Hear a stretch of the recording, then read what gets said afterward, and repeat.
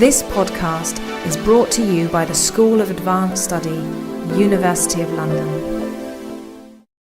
I hope you can all see the screen reasonably clearly. The machine is in perfect order. It has been oiled ever since time began, and it runs without friction.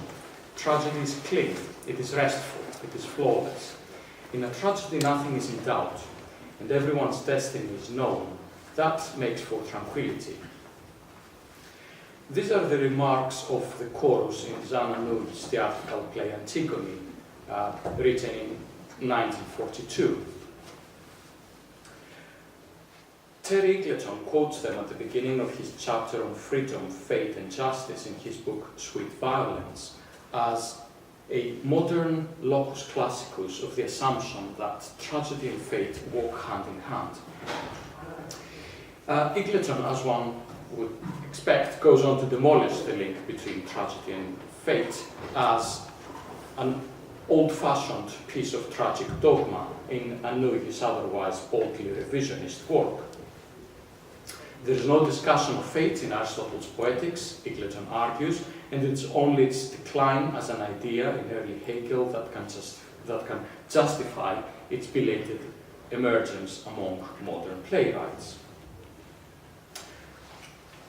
Rather than dismiss the quote, as Eagleton does, I would like to focus on its vocabulary, which is totally overlooked in Sweet Violence, without which neither tragedy nor fate make much sense in Anouilh's play. The formal integrity of tragedy, its stillness and stringency, its mysteriousness, the double sense of entrapment and tranquility that it offers, and our aesthetic delight in it are all related not only to destiny, but also to the machine. It's a specific understanding of the machine that shapes the role of tragedy in Anouilh's play, an understanding associated with the machine's perfection. It's an erasure of the human body and of the human voice. It's running without friction since time immemorial, while also remaining clean, restful, and flawless. In the passage immediately preceding the quote in Eagleton's book, Anouilh's play is even more emphatic about it. The spring is wound up tight. It will uncoil of itself. That is what is so convenient in tragedy. The least little turn of the wrist will do the job. Anything will set it going. Eagleton does not discuss the relation between tragedy and the machine in his dense and wide-ranging book on the idea of the tragic. In this, I would argue, he is not alone. Rather, he exemplifies a more general attitude within critical work on tragedy to either ignore technology or to cast its relation with tragedy in antithetical terms, rehearsing some of the arguments for technology's dehumanization and dulling of the senses widely in circulation in the humanities. What I want to do in this presentation is to touch briefly on the often invisible presence of the machine at the center of an art form usually associated with the human. First of all, this presence contributes to the representation in tragedy of human and divine characters, and more specifically to the unraveling of the contrast between them, and to tragedy's own conceptualization as an art form. Second, and that will be the main focus of what I will be talking about, the fact that technology can escape our critical attention needs to be related not only to the aesthetics commonly associated with tragedy, and to the work performed by a humanistic tradition largely preoccupied with an anthropocentric or anthropomorphic conception of existence, but also to what information and communication theory has to say about the ways in which technology usually renders itself either invisible or omnipresent. If Eagleton's Sweet Violence sets Hegel's modern anxieties about the decline of the idea of destiny against Aristotle's silence on the issue, Anouilh's Antigone pursues a different line of argumentation, whereby the idea that the tragic action must be complete in itself leads inevitably to the conception of the tragic machine. Anouilh's play does not replace the idea of individual sovereignty with a technologically inflected view of the inexorable unfolding of a predetermined drama. Rather, it associates with the machine tragedy's uncanny unraveling of the distinction between agency and fate, internal volition and the pressure of external circumstance. In this, Andújar's Antigone joins other modern plays. The most obvious link is with Jean Cocteau's work for the stage and also for the screen, which is also preoccupied with the subject matter of tragedy and with the aesthetic pleasure derived from its artistic completeness. Instead of the unpredictability and chaos of human life, Cocteau's work offers a conceptualization of tragedy as an infernal machine. In the prologue of the play that bears that title, the offstage, disembodied voice of the speaker defines tragic inevitability with the following statement. Watch now, spectator. Before you is a fully wound machine. Slowly its spring will unwind the entire span of a human life. It is one of the most perfect machines devised by the infernal gods for the mathematical annihilation of a mortal. Working consciously within the tragic tradition, Cocteau's play turns the concepts of fate and inevitability from essential ingredients of tragedy's content to essential aspects of its form. At the same time, Cocteau's play, like Andújar's, recasts Aristotle's metaphors of tragedy's unity of action, which are primarily organic and biological, in technological terms, with the help of a constructivist metaphors of design and calculation. Cocteau's and Andújar's plays do not express modernist anxieties about the decline of the idea of tragedy, nor do they rehearse arguments in favor of the humanist hostility towards technology. Rather, they offer examples of the machine as a metaphor, and indeed as a model for thinking about the shape of tragic suffering and what makes it different from other types of suffering. Notions usually associated with a critique of the machine, such as an estrangement, alienation, and the decentering of humans whose present is lived as though it were in the past, are here reworked in a central component of a tragic aesthetics.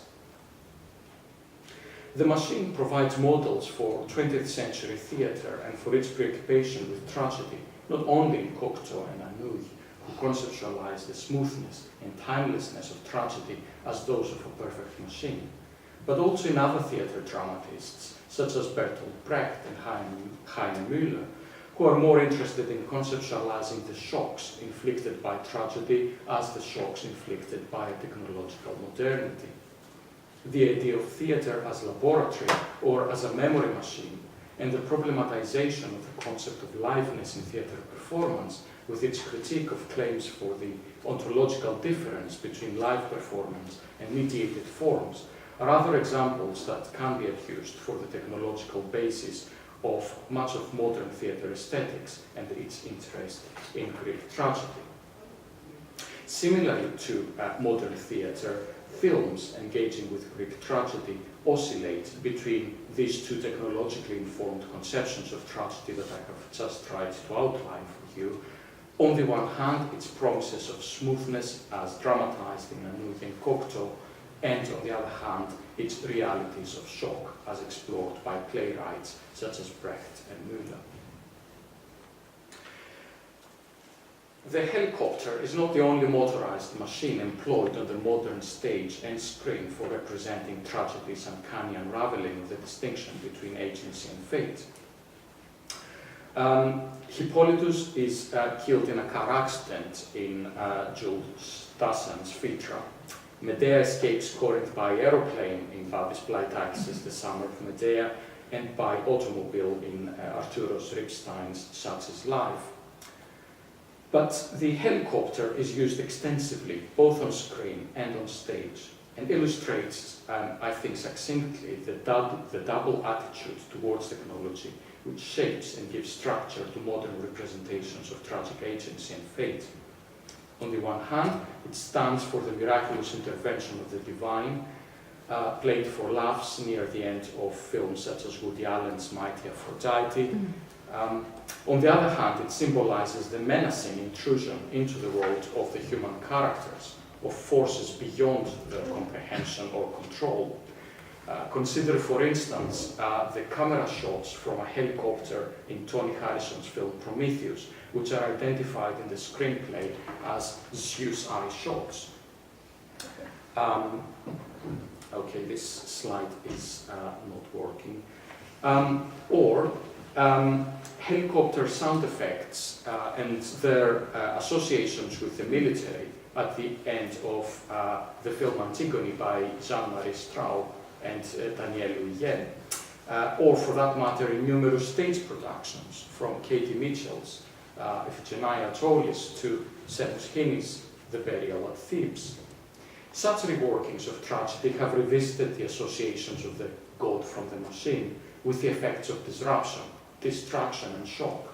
Their purpose has not been to expose it as a rather crude and primitive weapon in the otherwise refined armory of the naturalistic stage, as much modern scholarship on the god from the machine seems to have done, nor to condemn it as out of place in an organic conception of the dramatic plot, as Aristotle has done in his Poetics. Rather, like recent critical work on narrative closure, their purpose has been to highlight its role as an essential ingredient of a dissonant aesthetic based on moments of intense visualization and of radical transitions in time and space. The example I would like to discuss in a bit more detail is from the final scene of a Hungarian film by Miklos Jankso entitled Elektra, My Love. In the final scenes of this film, a helicopter helps Orestes and Elektra make their final exit. I will not show you the relevant clip because it's several minutes long and I do not have the time necessary, but I can just show you a few images from that scene. These are the protagonists of the film, and this is the helicopter that they are about to board, and this is how they make their final exit, which is quite striking.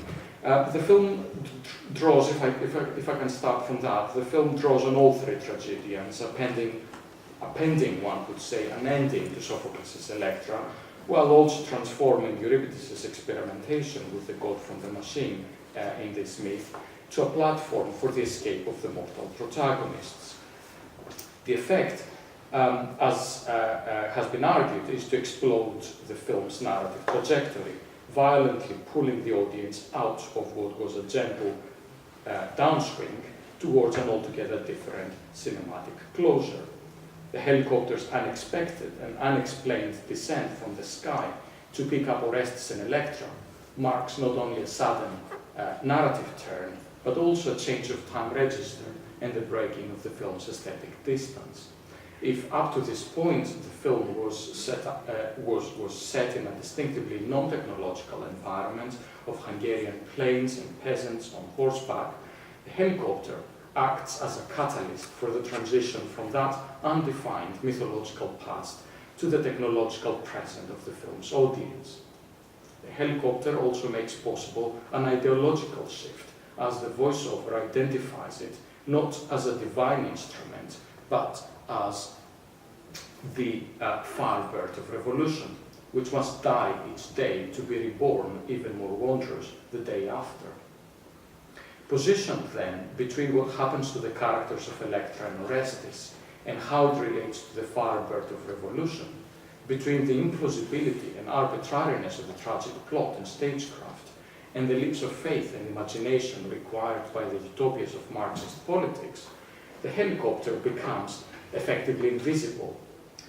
But to simply identify the different discourses with which the helicopter can be associated is to overlook what it does with them, namely, to provide a mechanistic account of them, inviting us to interpret them as transcendental. The helicopter is not just a metaphor for the subjectivity of the mythological characters or for the political vision of the filmmaker. Rather, it renders them concrete and gives them shape. This is not only to argue for the attribution of agency to an object that occupies the frame in the way dramatic characters do. It is also to argue for the role of technology to process and communicate information in the place of human beings, to command our attention by bringing together and by giving meaning to issues of narrative, characterization, theology, and politics. The idea itself that practices of the past can be brought back to life on the modern stage is deeply embedded in the storage and retrieval capabilities of modern technology. Technology, rather than undermining modern assertions of archaeological authenticity and fidelity, makes itself indispensable to their lasting validity as aesthetic concerns. To focus on just one example, the tragic chorus does not really begin to dance on the modern stage until the early 20th century. The first modern choreographies of ancient dance were based on meticulous attention to the available visual and textual evidence, dramatic texts, glass paintings, sculpture, the views on the subject of ancient authors such as Plato and so on. Modern dances of the tragic chorus were regularly encoded as performance and decoded as spectacle through mimetic principles and claims of authenticity and originality. Just a very brief example from the choreographic guides to the 1927 Prometheus at Delphi.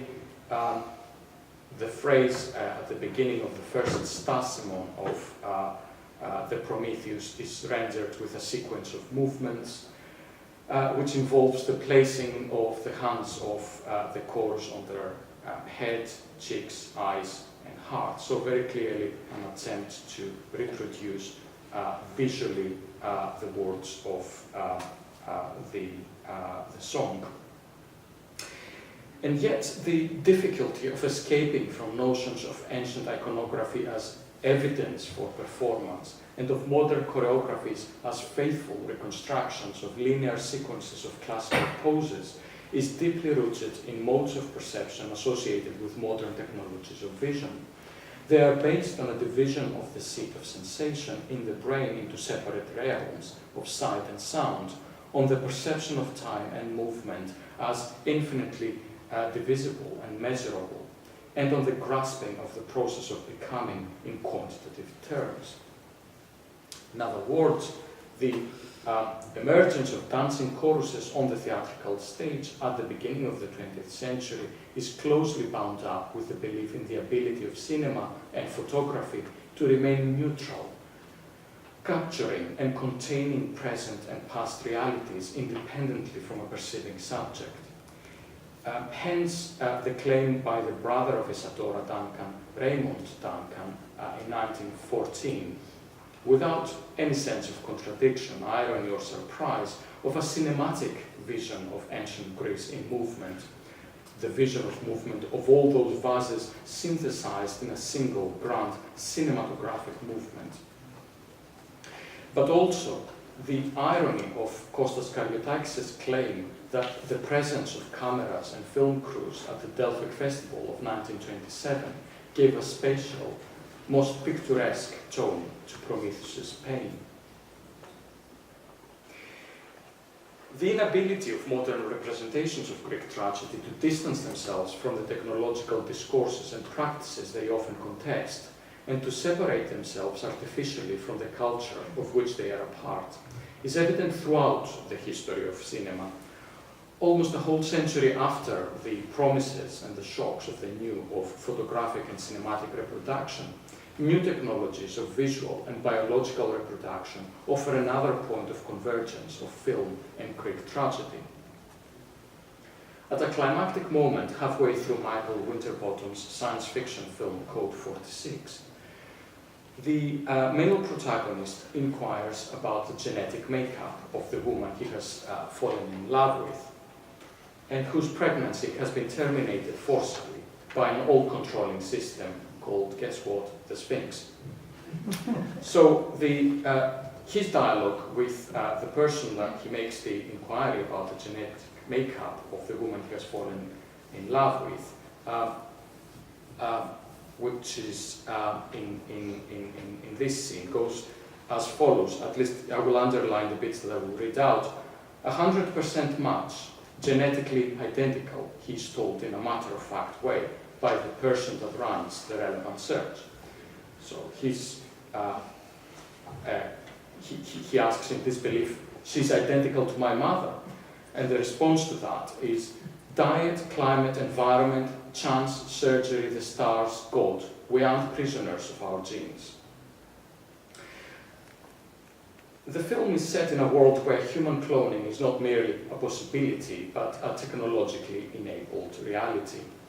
By the end of the film, the male protagonist has to return to the normality and comfort of his family life at the expense of his memory of the brief but intense encounter that has been erased from his brain.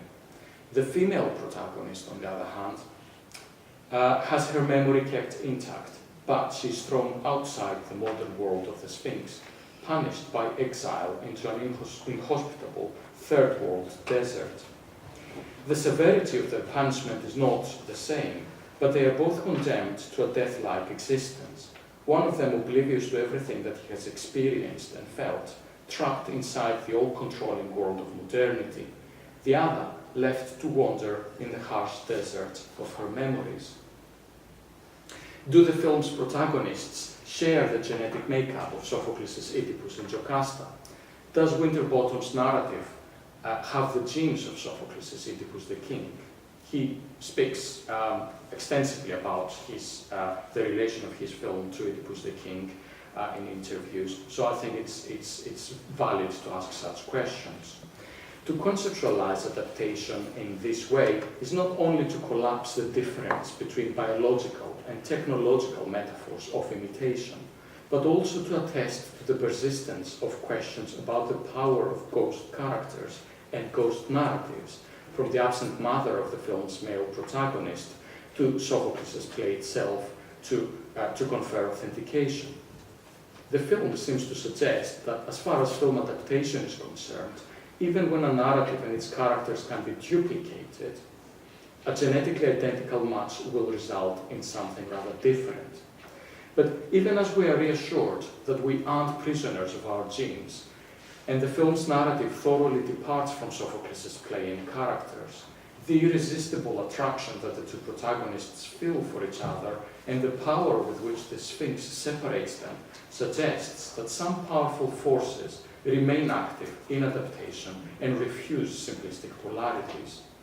The film sets the yearning of sexual desire against the ineluctable power of social and technological forces, but at the same time, it shows how the desire for narrative repetition, no less than the technological policing of the boundaries between difference and sameness, paradoxically reaffirms and undermines the sovereignty of selfhood in ways that cannot be disentangled.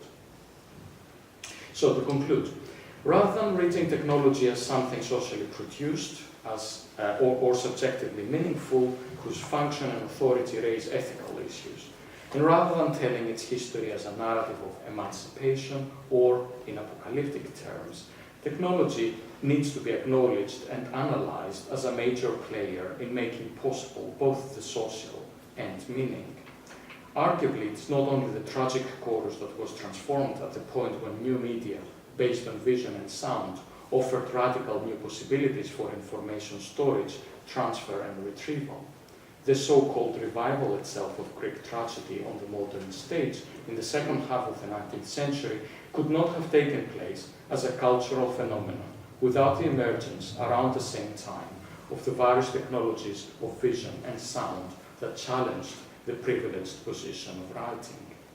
Similarly, the emergence of information technologies related to the digitization of the image and the geneticization of the body has played a vital role in the way in which tragedy continues at the beginning of the 21st century to haunt the project of modernity, the future-oriented faith in individual development and political transformation. Contrary to modernist belief, the age of mechanical reproducibility has not destroyed the aura, the sacral distance and otherness of the artwork stemming from its singularity, nor has it replaced humans with machines. Rather, it has provided the technological conditions for the often painful and contested emergence of the notions of artistic singularity and originality and of human subjectivity. Even when demonized or exorcised, technology shapes our visions of tragedy and our myths of tragedy's authenticity, otherness, and preoccupation with humans. Tragedy attains perfection like a well-oiled spring. Its gods from the machine take us by surprise like a modern helicopter. Vase paintings acquire their documentary value thanks to the principles of still photography. Dance movements come back to life with the help of the principles of film editing. And the drama of Oedipus and Jocasta is reanimated by film characters lost in a world of techno-scientific interference. Thank you.